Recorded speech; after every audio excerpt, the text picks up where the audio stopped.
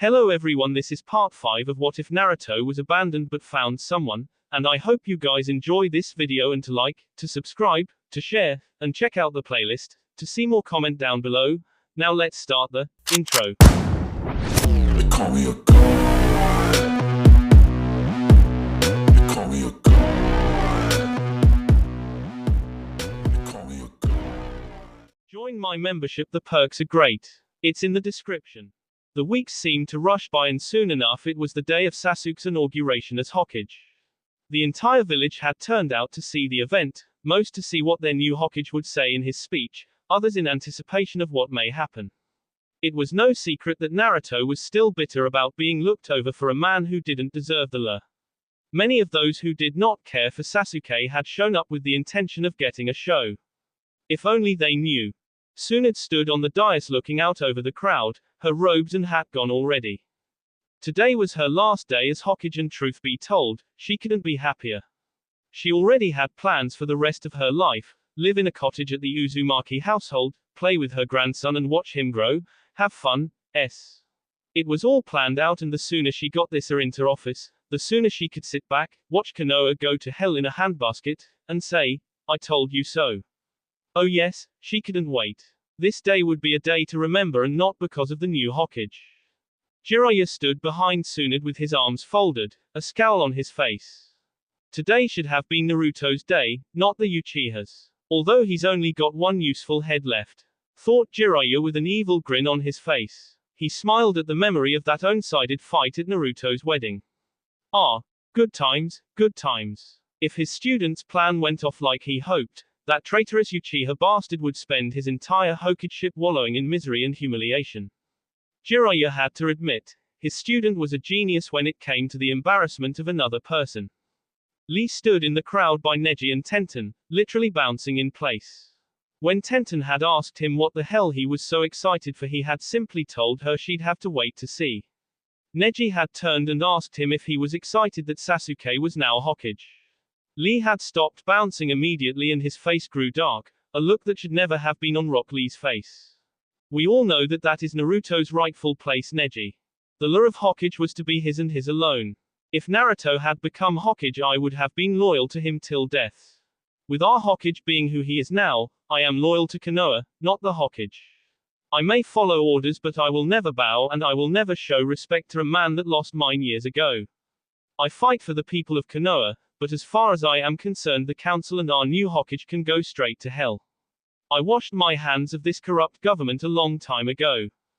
Neji and Tenten had stared with awe at this Lee. He seemed to be a commanding presence, like he demanded respect, and he was not one to be trifled with.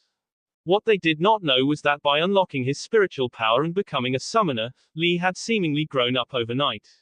He was still hyperactive and goofy, but he could be serious the next moment. He had become even more guy-like. He had turned back to stare up at the dais, uncaring how the ceremony went now. He just wanted to see Naruto's gift now.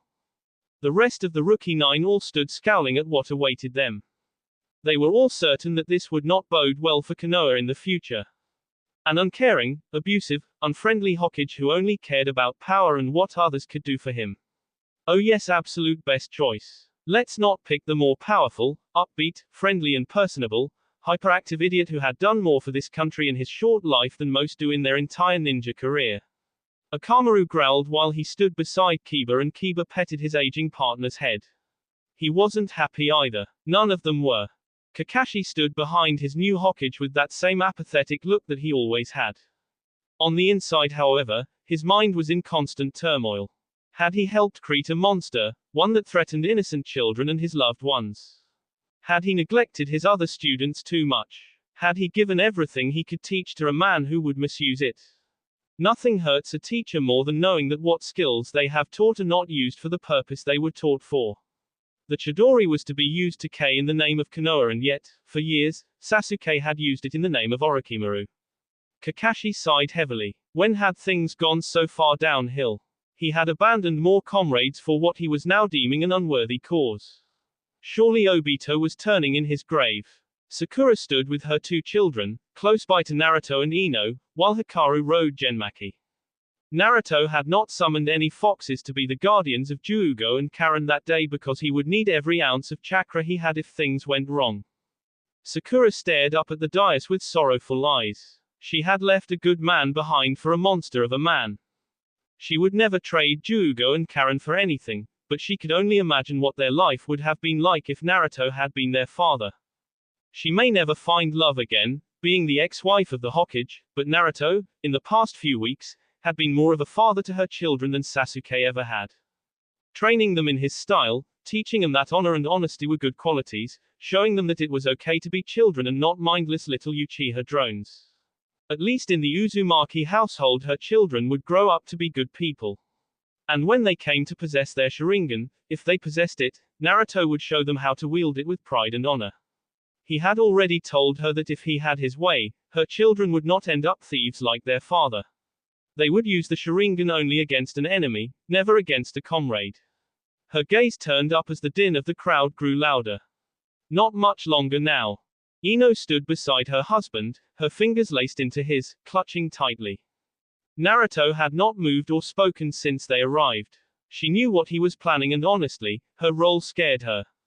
She knew that she could do it and she was proud that he trusted her so. But this was a dangerous gamble and there was no telling what would happen if his plan backfired. Hopefully before everything got underway, soon it could assuage the crowd's fears and pave the way for a smooth transition. She leaned heavily on her king and he responded by taking his hand from hers and wrapping it around her waist. She could hear the whispers from all over as people pointed and stared at the Uzumakis. After their wedding they had opted against hiding their looks and, fortunately, Konoha had accepted them as they were.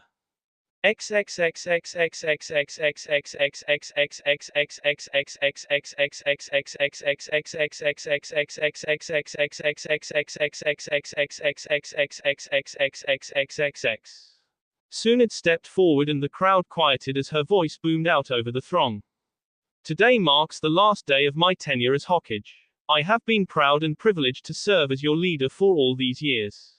Unfortunately, my time is at an end and I must pass the torch to a new generation. I hope you are happy with your new Hokage and may he serve Konoha as faithfully as I did. The word, faithfully, and its connotation was not lost on anyone in the crowd. Sunad had just taken a jab at the new Hokage and basically dared him to do something, anything. Sasuke instead kept his nose in the air and accepted his place at the fore of the dais, overlooking a quiet crowd.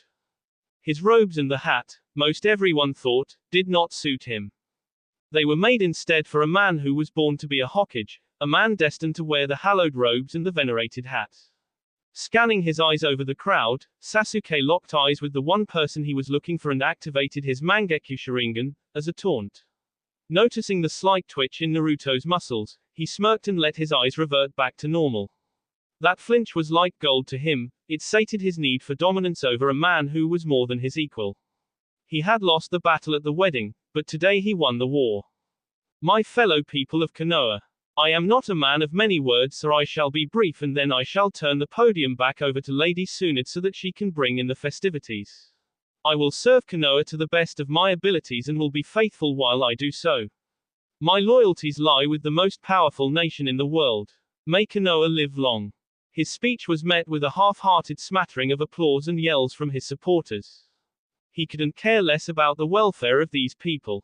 Now that his brother was S and he didn't have to worry about Orochimaru, he was the most powerful man alive.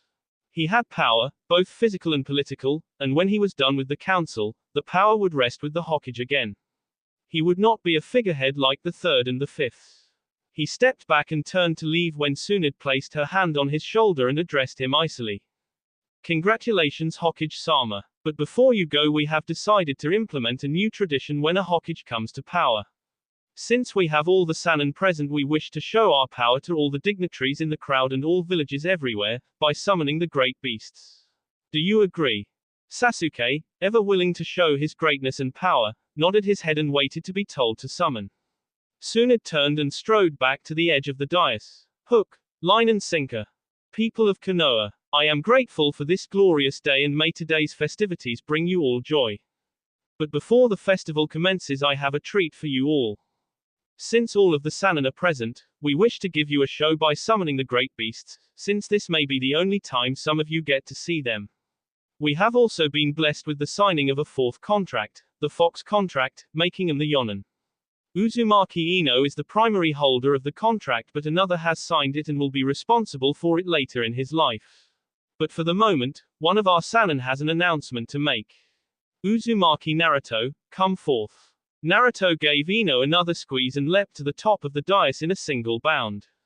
He gave Suni a small hug and turned to face the crowd, his tails waving in the wind proudly, his ears twitching, catching every sound. His voice boomed out and he reminded the older generation of a previous Hokage. My people, it is my pleasure to come before you today as the Toad Sannin. I have served Konoha in this capacity for several years and hope that I lived up to my predecessors' expectations. I hope I did Konoha proud. Therefore it is with a heavy heart and yet much joy, that I must pass on my la to someone more worthy. A deafening roar echoed through the crowd. If Naruto was not worthy of the la, then who? How could he abandon such a prestigious position? Was losing the la of Hokage that hard on him? Now, let's calm down. I'm leaving the Toad contract in good hands. I simply have other urgent matters to attend to and they will take up all of my time and energy. So without further ado, Rock Lee. Come forward. Well, that certainly got a reaction. Rock Lee was a damn good ninja, but what was he being called forward for? He couldn't use chakra and to summon required chakra. Everyone saw Lee leap from his spot beside a slack-jawed Neji and Tenten and watched him approach Naruto with a serious look on his face. Rock Lee, I have chosen you as my successor. Will you serve Konoha in the capacity given you, with your life, on your honor? I will. Would you lay your life down for the people? Protect them with both arms and never let go of your ideals. I shall. Tell the people, Lee. Shout to them your dream. To prove that even someone who cannot use chakra can be a splendid ninja. That is my dream. And today you achieve it, Lee. Today I bestow upon you a la that only a few can claim. Konoha, I give you your new Toad Yonnin. And with that Naruto untied his horned forehead protector and presented it to Lee, tying it around his forehead, while Lee stood with his eyes closed and tears streaming down his face. Silence fell upon the crowd until a familiar boom and voice came from the back. Yosh, my student is now a splendid ninja. You have done it, Lee, you have achieved your dream. And the crowd went wild. Tsunade watched as Naruto and Lee embraced each other and stepped forward to the dais again. The crowd calmed when she smiled. Now everyone outside the gates. We will need the fields outside if we are to summon all the great beasts at once. There may very well never be another shindig like this, so, bring your camera. I got mine. Several people laughed at her enthusiasm, but Tsunade had an underlying motive. If Naruto's plan came off without a hitch, then she would need evidence of everyone's faces, especially Sasuke's. Oh yes, today was a good day. Will Rock Lee, Haruno Sakura, Uchiha Sasuke, and Uzumaki Ino please go to the field to begin your summons?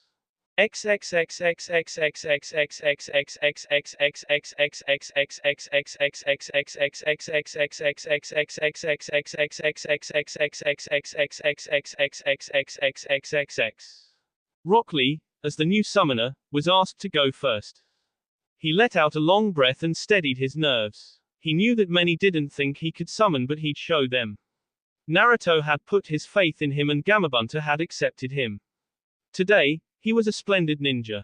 With a cry of, Kuchio's no jutsu, the smoke appeared and Lee rose rapidly in the air, while the whole of Konoha watched in awe. Lee had just done the impossible again by summoning a toad without chakra. The familiar shape and booming voice of Gamabunta see through the air. Ah, it is good to be outside again. Hello Lee. Beautiful day today, isn't it? I can't wait to catch up with Katsuya and see who the new snake boss is. And we get a treat today, do we not? Seeing the fox boss. Oh, what a glorious day. The Konoha nin watched with wide eyes and open mouths as Lee and Bunta bantered back and forth like old friends. Truly, Lee had usurped Uzumaki Naruto as the most surprising ninja. Next up was Sakura, who had left her children with Naruto and Genmaki, and she almost didn't hear her name called. Lee had pulled off another upset. She got her act together and summoned forth Katsuya. Our Lady Sakura. Good to see you again and under friendly terms this time. Hello Gamabunta. I see your summoner is as eccentric as the last one. Bunter laughed and shook out his pipe. Come now, Katsuya. You're just jealous because my summoners have all the personality. It's true they're all eccentric, but they're also always the most powerful. Katsuya nodded her head and all turned to face the new Hokage. Sasuke smirked and performed the katas to summon the new snake boss. A large purple cobra emerged from the smoke, but whereas Manda had been rude and imposing, the new boss seemed regal and reserved. Uchiha Sasuke, Rokudaime Hokage of Konoha, we meet at last. I am Handra, ruler of the snakes. It is a pleasure to make your acquaintance. What can I do for you? Well, at least you're nicer than Manda. This is just a demonstration of power for Konoha, but if you can, stick around, because the Fox Boss is going to be shown for the first time. It should be quite a show. I see. Do you know who the Fox Boss is? No, I don't. No one does. I see. I shall stay and meet him. Since the Vulpine are now allied with your village, perhaps it would be beneficial for the snake to be allied with him as well. I shall stay. It was now Ino's turn, and she was the most anticipated act besides Lee.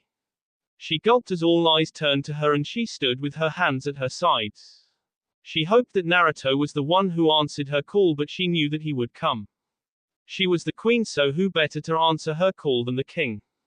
She took a deep breath and shouted out, Kuchio's no jutsu.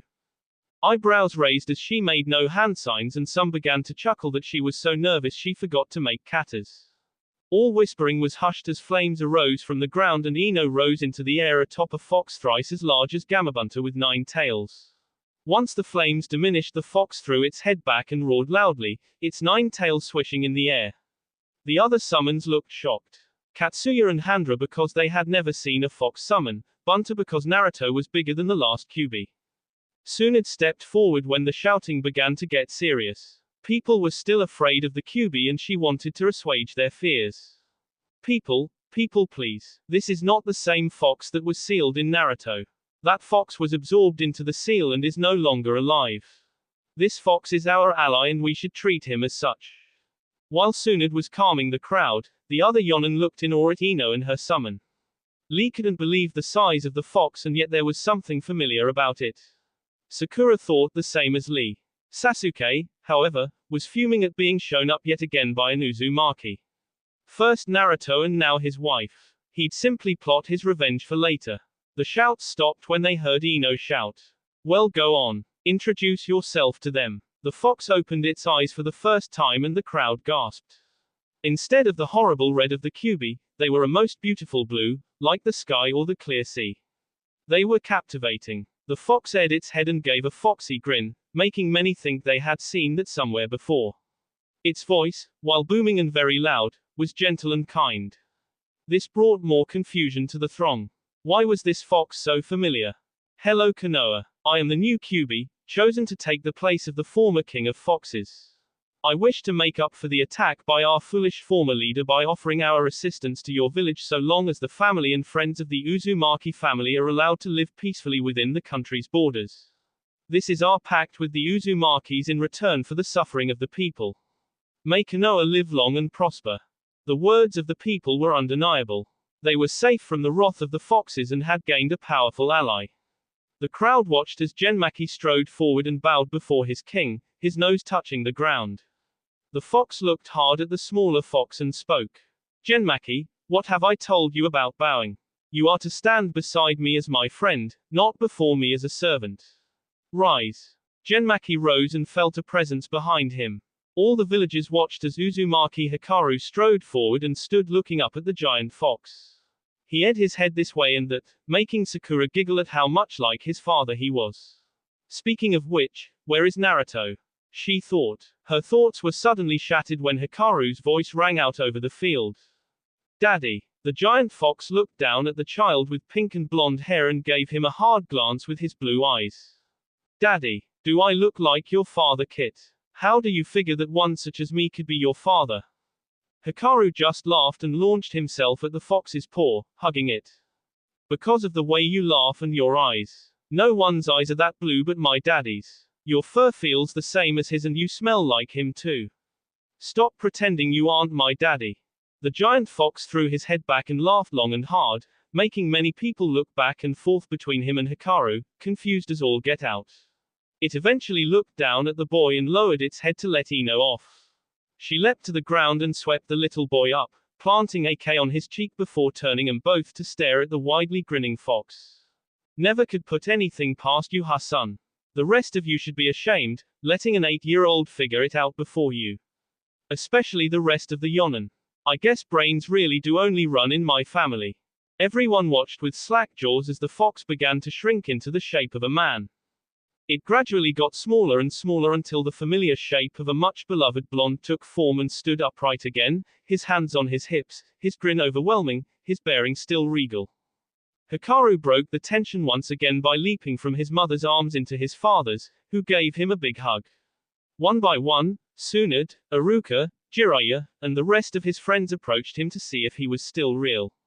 Lee was the first to make it there and he was nearly out of breath, a feat in itself considering who Lee was. Naruto, my rival, is this why you had to give up your role as a Sannin? Because you are now a demon. The king of foxes. Yep, that's me. I'm still the #1 surprising ninja in Konoha, even if I am a demon. Hinata stepped forward, dragging Kiba and a slightly stupefied Akamaru. She smiled at Naruto and hugged him and began inspecting his tails and ears. Satisfied that he was still Naruto, she stepped back and grabbed Akamaru again. Go ahead, Akamaru. It's still Naruto. You should know better than anyone that he's harmless. Akamaru shuffled forward slowly, sniffing the whole way. He got right up against Naruto and began to smell all over him. He inspected Naruto's tail and when he went to sniff Naruto's butt, one of the tails whacked him on the nose and he leapt away, yelping in surprise. Finding his nose wasn't hurt, he eyed Naruto carefully, before trotting forward and leaping upon the Fox Lord, pinning him to the ground while he licked his face. All the villagers let out a breath they didn't know they were holding and came forward to swamp the new summons of the village. Everyone was celebrating, and no one more than Naruto. Despite becoming what he had always feared he would become in his life, he was loved and wanted. He was needed and there was nothing more satisfying than that feeling. Cries of joy rang out and the festival began in earnest. The only person missing was the new Hokage, who had opted to go to his new office and brood the night away. Naruto had surpassed him yet again. He had stolen Naruto's dream, but Naruto had found something better. How was he ever supposed to find peace if the Dobe kept beating him at life?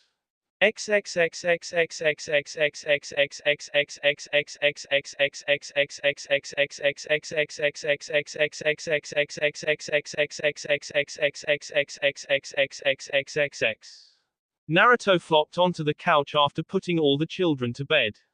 They had insisted on staying up for the festival, but Naruto knew they were fighting sleep and decided to go home. His eyes were closed and he had a small smile on his face when he felt a weight on his body and suddenly someone else's lips were into his own. He opened his eyes to find his wife on top of him, her tail swishing happily behind her. What was all that about? She opened her eyes and grinned at him cheekily. Her eyes half-lidded and eyelashes batting, she spoke in a low and sultry voice.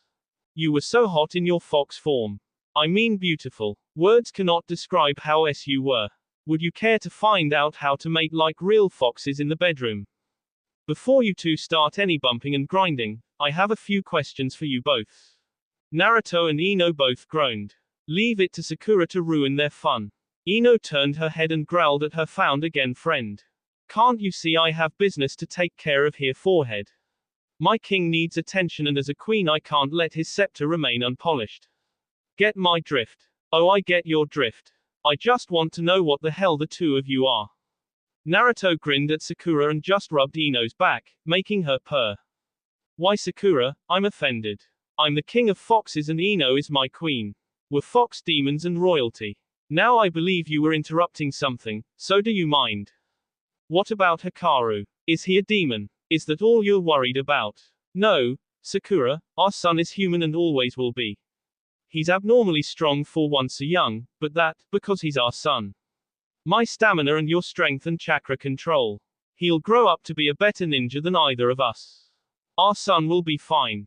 Now please, we're about to celebrate whether you're in the room or not, so unless you want a lesson in how flexible foxes are. Alright, I'm going. And Naruto, thank you for everything you've done for me. I don't deserve it, but thank you for taking my children and I into your home. I'll never be able to repay you for your kindness. Can you help Ino raise Hikaru upright while I take care of my other duties? Absolutely. Then you can repay me. Now then, my queen, where were we? Sakura ran from the room as quickly as she could.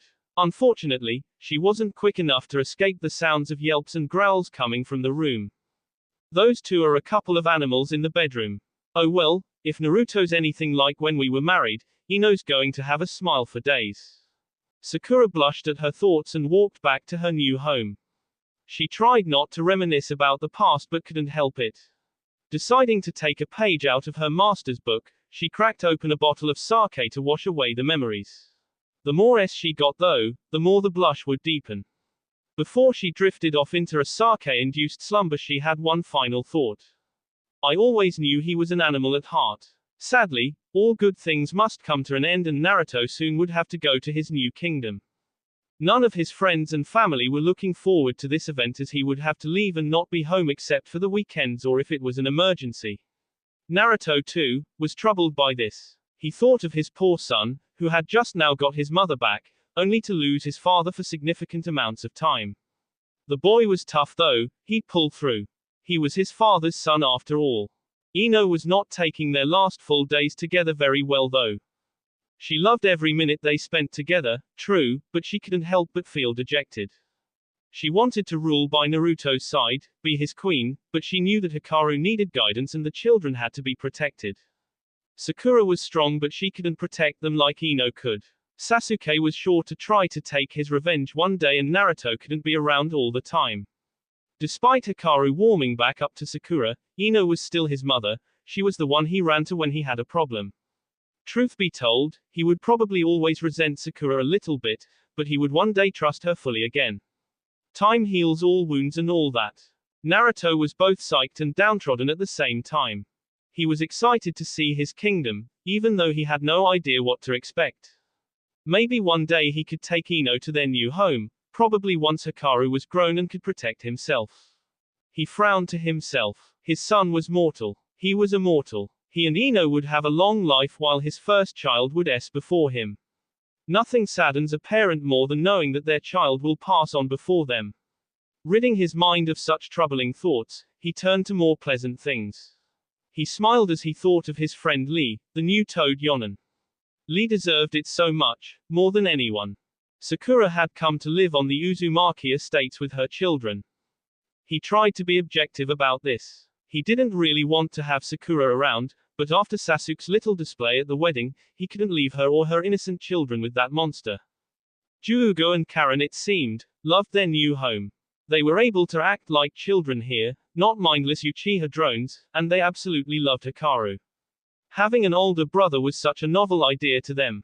Hikaru loved having younger siblings, they seemed to hang on his every word and action. Annoying at times, how they idolized him, but it was no different than how Konohamaru used to idolize him. He was so lost in thought, reminiscing about the past and thinking toward the future, that he didn't hear his wife slip in the room or feel her climb onto the bed until her arms were around his neck and her tail wrapped around his. She pressed herself into his back and sighed, feeling the ever-present warmth that seemed to radiate from him. If she was ever lost in a blizzard with him, she'd never a frostbite. She nipped at his ear with her fangs and bent to whisper in his ear. Let's take a walk, dear. You need to clear your head and we need some time alone. Let Sakura watch the children. You and I need to talk. He nodded and took her by the hand, leaving to find Sakura. They found her and the kids out back, the ever-stoic Genmaki watching while he half-dozed and Sakura sat against the side of the house on the grass. Hikaru, to Naruto's surprise and fatherly pride, was teaching Juugo and Karen his Vulpine Taijutsu.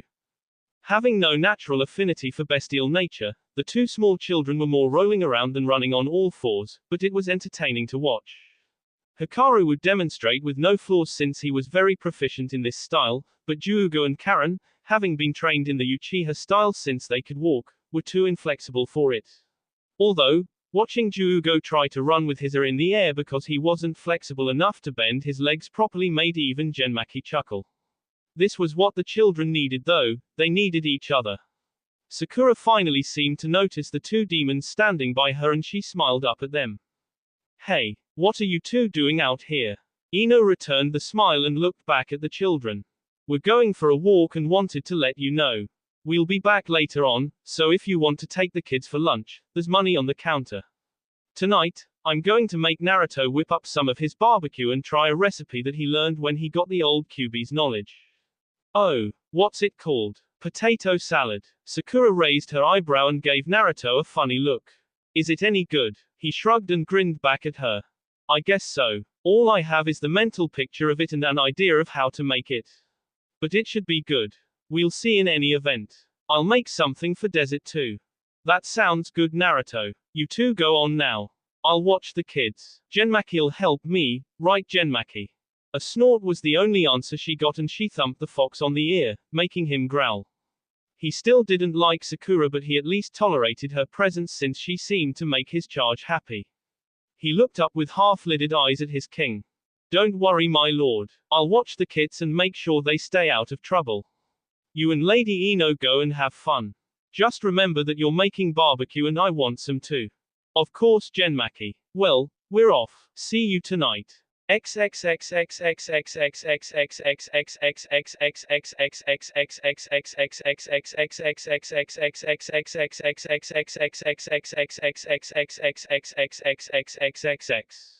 Naruto noticed that he wasn't getting glares anymore as he walked through the village. Instead he got smiles and friendly waves. He was a protector of Konoha and he had sworn a demonic oath to serve as long as his family lived here. Small children would run up and grab his tails and he would swat them playfully with another, making them laugh and squeal with joy, before they ran off. He glanced over at his mate and saw she had a content smile on her face. She caught him looking at her and smirked, deciding to talk to him psychically instead of out loud. Thinking about the glares or lack thereof, honey. It's all because of your declaration to protect them as the Kyuubi instead of destroying them for the way they treated you.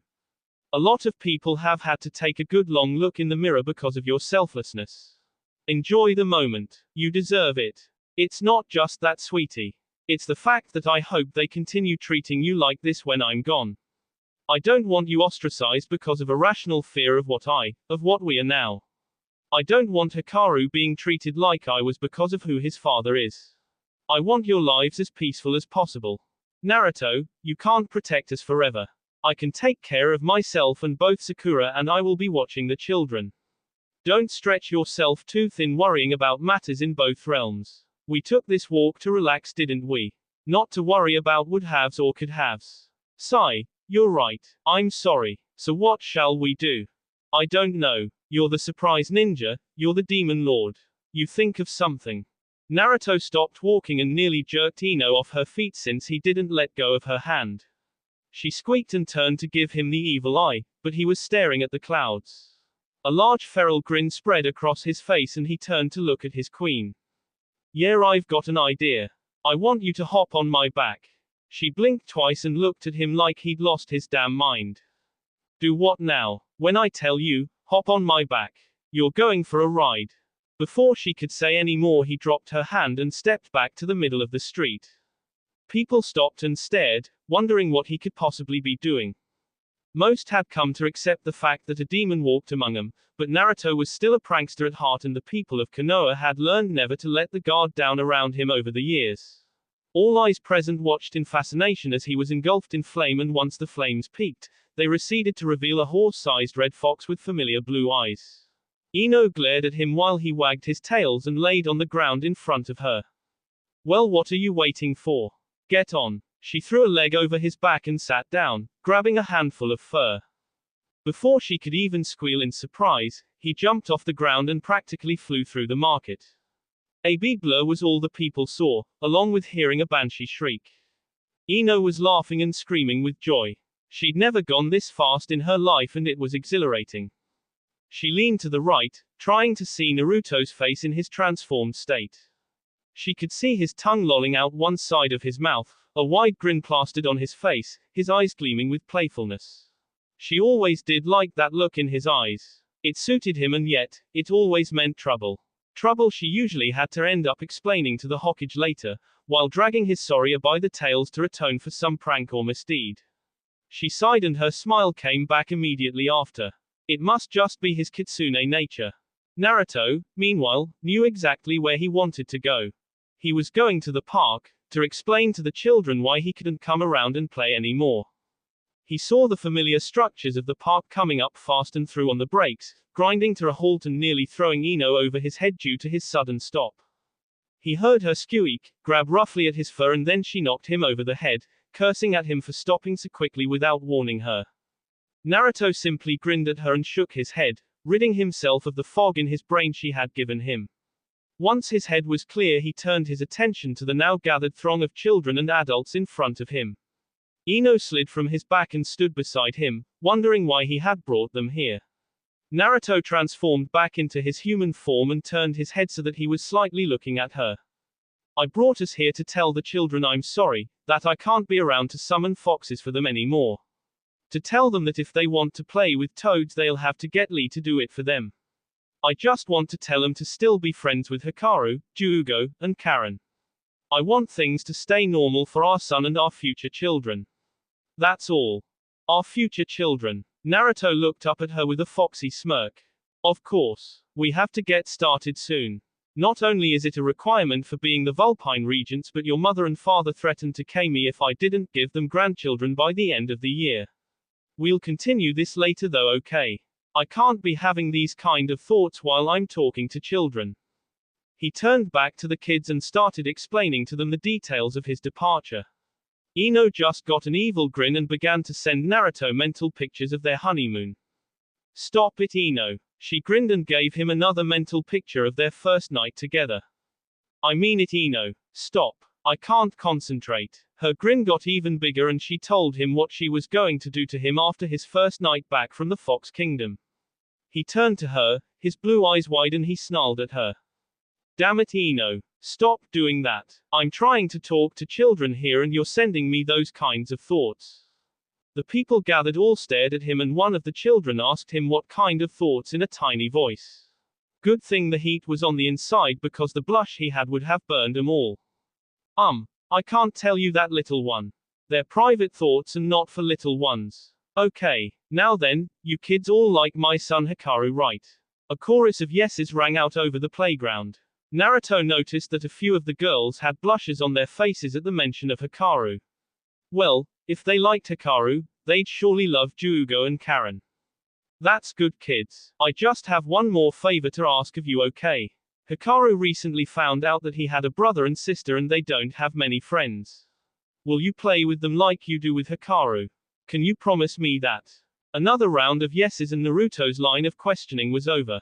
The kid's line, however, was hardly over. Naruto-sama, was that really big fox the other day really you? Of course it was. I'm a demon and that was my true form. But I prefer this form you see before you. It's more comfortable to me. Can we become demons too? Haha, no little ones, I'm sorry but you can't become demons. I'm a special case and so is my wife. The small children all looked at Ino and she hid her head in a very fox-like manner. What? Are you really a demon too, Miss Ino? Of course. I have a tail, don't I? And these cute fuzzy ears. A small red-haired girl stepped forward and gazed up at Ino with wide eyes. Can I touch them? Ino laughed and sat down cross-legged, letting the children pet her ears and tail. She purred in contentment and looked at her mate who had transformed back into a fox and was curled up, letting the children climb all over him. She looked the other way and saw all the adults laughing and pointing, happy that their children were having such fun.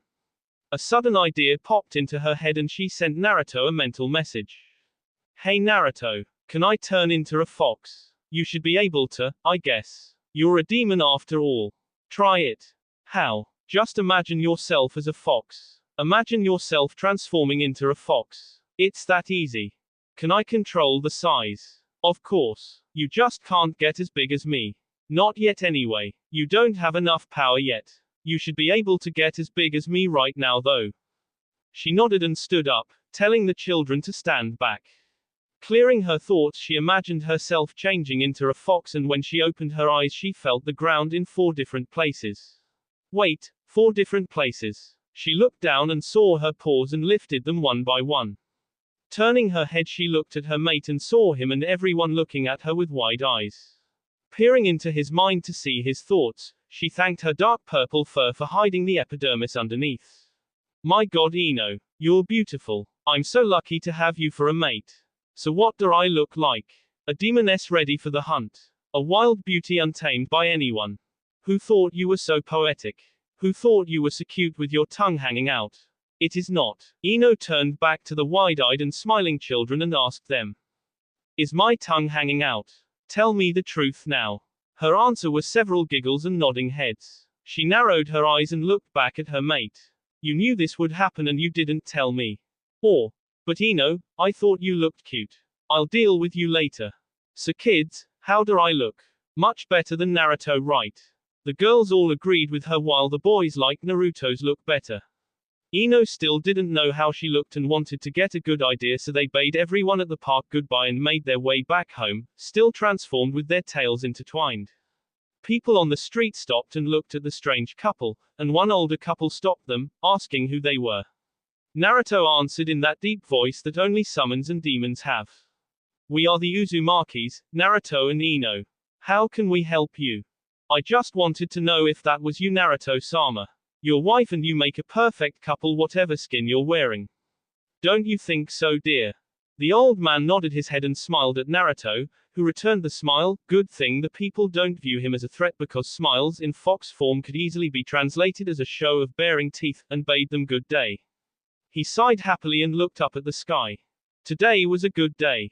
I hope that my family has many more of these in the years to come.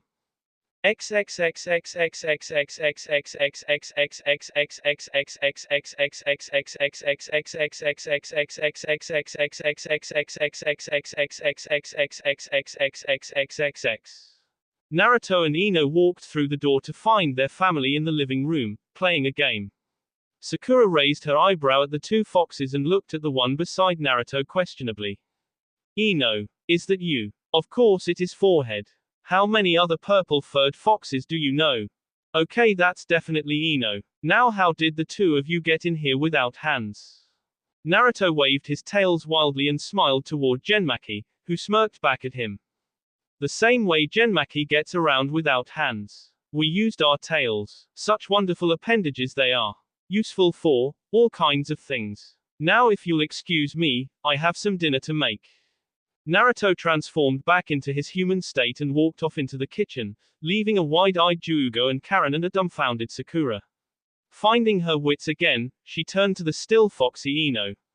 Why haven't you transformed back yet? I want to see what I look like in this state before I change back. I'll be back in a second. Ino turned and opened the door to hers and Naruto's bedroom by twisting the knob with the tip of her tail, ignoring the look Sakura gave her.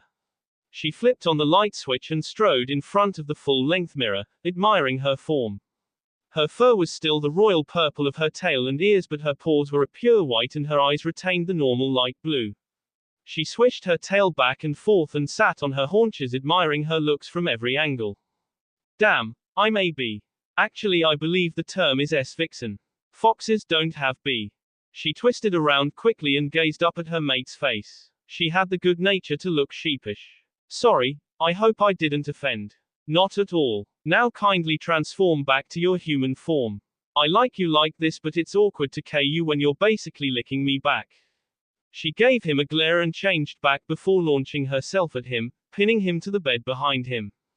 You know, as much as I want to do this, I still have barbecue and potato salad to make. I just came in here to give you your gift for unlocking your animal form. And what would that be? This. He reached around behind her and began to pump chakra into her tail, causing her to scream while he whispered soothing words into her ear and tried to kay away her tears. The pain was gone before she knew it, and she laid in his arms, exhausted from the brief ordeal. Her thoughts finally became unclouded and she snuggled into his sea more, while her tails fought with his. Wait, tails. She whipped her head around and stared at the two purple appendages behind her and squealed with delight, before Naruto with much passion and love, causing his eyes to widen greatly. After nearly a minute of her sucking the breath out of him, he began to flail his arms and tails wildly, but she wouldn't relinquish her hold on him or his tongue. With a burst of strength, he separated himself from her and leaped off the bed and to the door. She remained on her knees, looking at him seductively before practically purring. You. Me. Here. Now. I can't Ino. I have to fix dinner. Maybe later tonight, okay? No. You and me. Right now. I have never been this horny in all my life. Get over her or I'm coming over there. I can't. The kids'll hear us. Ino made some hand signs and the walls glowed white for a brief second before returning to normal. Now they can't. Get over here. Now. But Ino. Uzumaki Naruto. Get your over here and do as your queen says. Oh, the Vulpine will need a new king. Gulp. Yes, ma'am.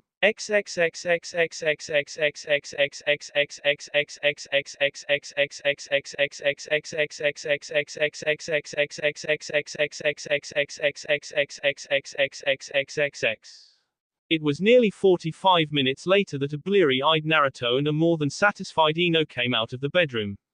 Seeing the look on her ex-husband's face and the pure glow coming from Ino, she could guess what happened. Poor Naruto, if I used to wear him out before he was a demon, I can only guess what Ino did to him. She was about to ask smugly what they were doing when he turned his half-lidded gaze to her. Ino had her way with me. I don't want to talk about it. Damn Vixen and her newfound powers. He walked off into the kitchen still muttering under his breath, while Ino flopped down beside her on the couch and let out a happy sigh. Sakura, ever the inquisitive mind, couldn't help herself. So, how was it? Ino seemed to finally notice her friend and housemate and smiled at her. I wore his out. Remember way back when I said you F up letting him go? Girl, you have no idea. However good he was as a human is nothing compared to how good it is as a demon. And being a demon myself, it just amplifies it. Oh, I can't wait for next time. Sigh, I know, I F up. Wish I could go back and undo everything, but then you wouldn't be happy. I wish I had him back or at least had a man that was as good as him. Ino looked at Sakura out of the corner of her eyes and gave her a sly grin. You know, I know a certain summoner who's had a crush on you since childhood. He's single, kind-hearted, loves kids, and if he had someone with a fashion sense to dress him up, he could actually be quite handsome. Not that he isn't now, he just needs fashion guidance. Sakura looked at Ino and narrowed her eyes. You better not be talking about Lee. I like him but I don't think he's husband or boyfriend material. And Naruto was. Naruto needed someone to polish him up, to show the world what a catch he was. Do you realize how jealous I was that you had such a catch and I didn't? I tried Sai for a while but we were just too different. Lee is just like Naruto back then. He needs someone to help him and love him for him. Give him a chance once you're healed from the divorce and you might just be surprised. Oh okay. And here I was going to ask if you'd share Naruto. Don't ever joke about that. I don't share and you know it. Besides, with the way I wear him out, what makes you think he'd have any energy for you? Well, he could just lay there and I'd do all the work. Both women laughed at this but Naruto, with his sensitive hearing, had heard everything from the kitchen and was furiously blushing. He decided to concentrate fully on dinner and not listen to the ladies. By the way Ino, since when do you have two tails? Oh these. The new tail was a gift for finding my animal form. I guess when I pass certain milestones, Naruto will gift me with a new tail. The ladies continued with their conversation until a shout of, "Dinner's ready," came from the dining room. Everyone made their way in and gaped at the spread on the table. Heaps of barbecue, the large bowl of what they suspected was potato salad, and the actual bowl of chef salad. The smell made all present drool and when Naruto said, "Dig in," there were no words spoken, only the sound of smacking and satisfied grunts. Ino took a bite of the potato salad and just stared at Naruto, making him worry. Is something wrong with it? It's not good. No dear, it's great. You'll have to dig further into your mind and see if you can find more recipes. Naruto grinned widely before taking a bite of barbecue. Well, if you love this then you'll S for my desert. True to form, when he wheeled out desert, saliva was on tap in every mouth. The giant chocolate cake he had made was delicious and everyone went to bed that night with a smile on their faces and full bellies. Genmaki had disappeared after he finished his plate and hadn't come back yet.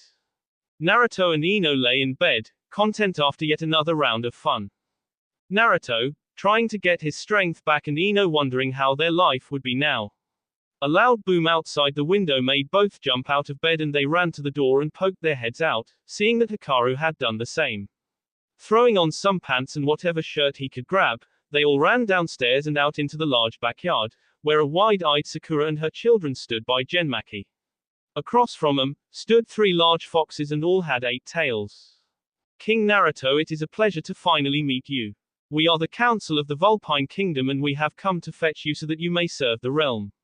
We have heard that you have a few concessions before you do, however, and we have much to discuss. Naruto sighed and relaxed visibly. At least it wasn't an enemy invasion. Very well, honored councilman. Come inside and we shall discuss what we shall do. And stay off the couch, I don't want you shedding any fur on it. The 3 foxes looked at each other and burst out laughing. Genmaki was right about you.